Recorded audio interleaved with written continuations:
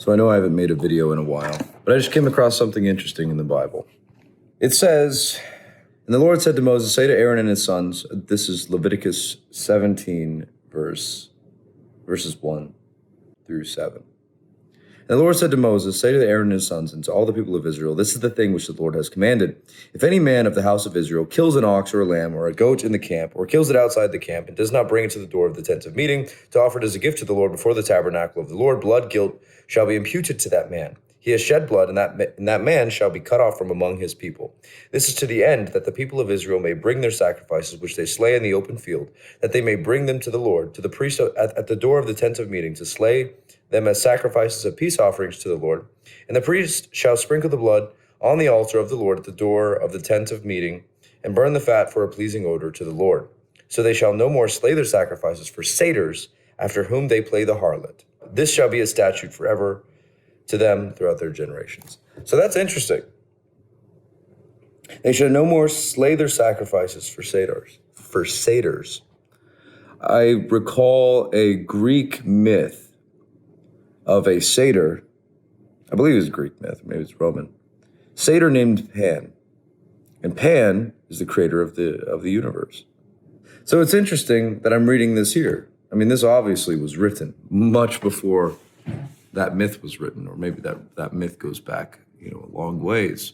But it's interesting because I have always thought that wasn't such a bad thing. In fact, many philosophers are pantheists. Many philosophers also say that you cannot be a philosopher without being a pantheist. And now, pantheism doesn't mean the belief in Pan. Pantheism just simply means the belief that God is one thing and everything. But that belief comes from the word Pan, which means the satyr goat thing that represents God. But God is saying here that is playing the harlot. You sacrifice to this goat out in the field. No, come to me at the tent of meeting. Sacrifice it there. Show me that you do not worship false gods. The argument is, what do you mean worship false gods? I'm worshiping the creator of the universe. That's what I've always been doing. Worship at your tent, worship out in the field. You're everything, you're everywhere. Yes, but I'm no satyr, God says. Yes, but I'm no image. Yes, but I'm no man. See, that's the problem. These things, they make sense. It makes sense to the people to worship things that God does not want them to worship. I'll give you another example. When Aaron made the golden calf, he told the people, bring me gold. And then he threw them all in the fire. Well, he threw the gold in the fire, and what came out was a calf. It wasn't that he molded it into a calf. It was that he threw the gold in the fire, and what came out resembled a calf. Right? So it was to his thinking that it was divine what had come out that happened to resemble a calf. It was divine. God made it to be worshipped. Or did God make it as a test, as a temptation?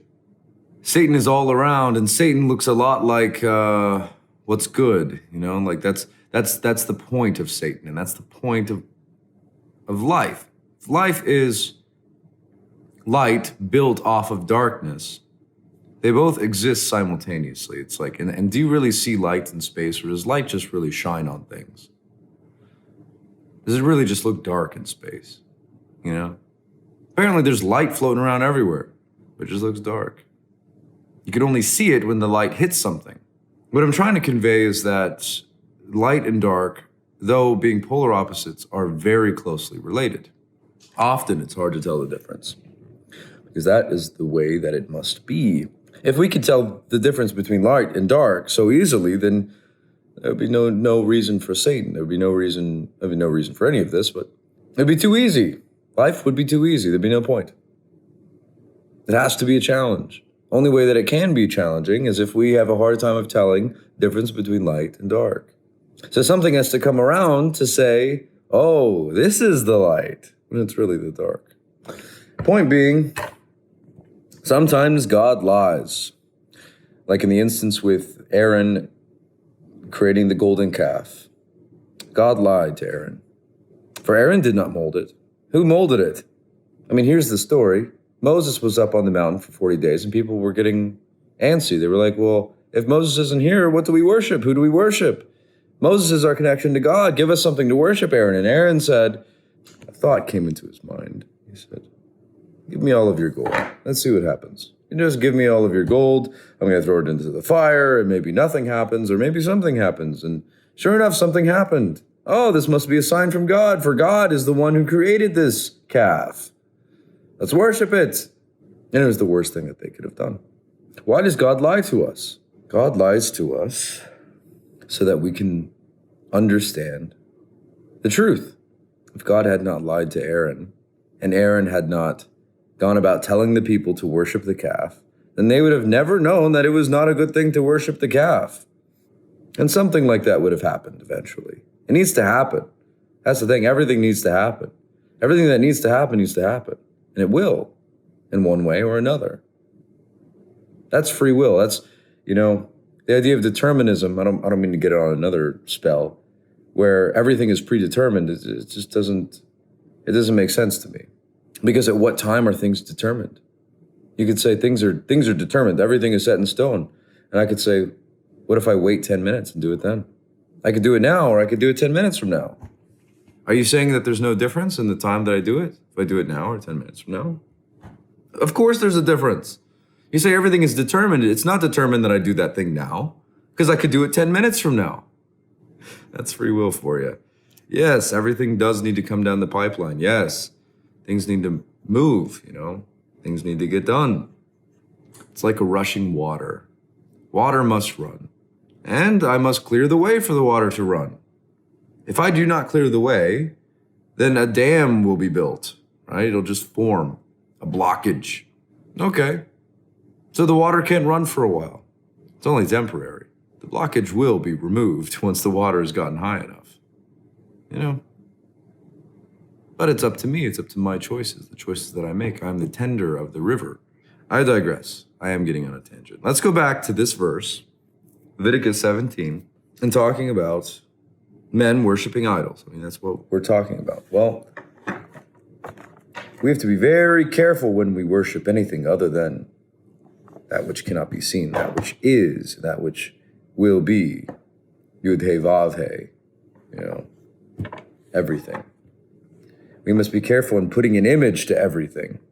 Because the moment that we put an image to something, it becomes not what it is.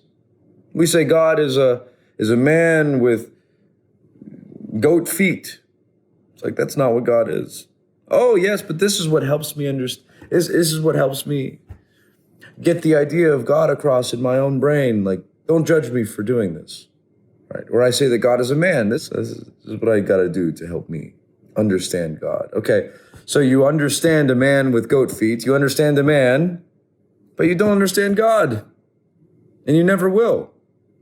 It acts as a barrier, right? The minute that we put an image to something, it becomes not what it is, and it becomes significantly lesser than what it is. We worship a man because we can understand man. Okay, well, we understand man, but we have no idea about God. We say the universe is so great.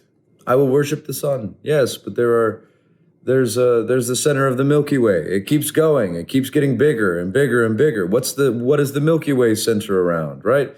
It's like the moment that we start worshiping anything in the natural universe, the thing that we were originally worshiping, which I think in good idea we were worshiping.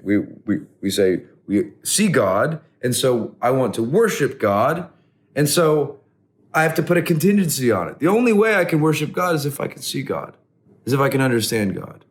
And I can't. There's no way I could understand God. So instead of coming to terms with that reality, with that fact, that no matter what I do, I could never understand God, I put an image to God. I say, this is what you are. And it becomes not what it is. And in my worship of this image, it becomes an adversary to God. So you see how quickly it devolves? From worshiping God to worshiping the adversary of God. It's something to be very careful of. Very, very careful of. To not worship the adversary of God.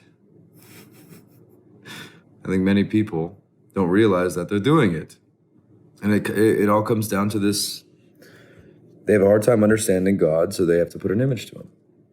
But that image, if worshipped, is an adversary to God because it is not God. It is not what is. It is it. What is what is. And what it is very small. What is everything. So when we worship an image, we worship something very small. It's not even worth it for how blown out of proportion it is. I mean, it really is. We worship this small thing and it causes so much havoc in our lives and so much havoc in the world. God wanted to wipe out the Jewish people, the Israelites, for worshiping the calf. He wanted to wipe them out, scour them from the face of the earth.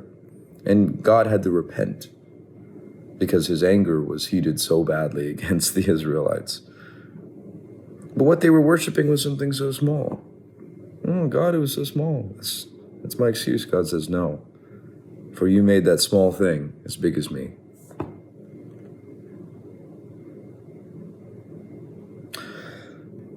Okay, that's all I want to talk about.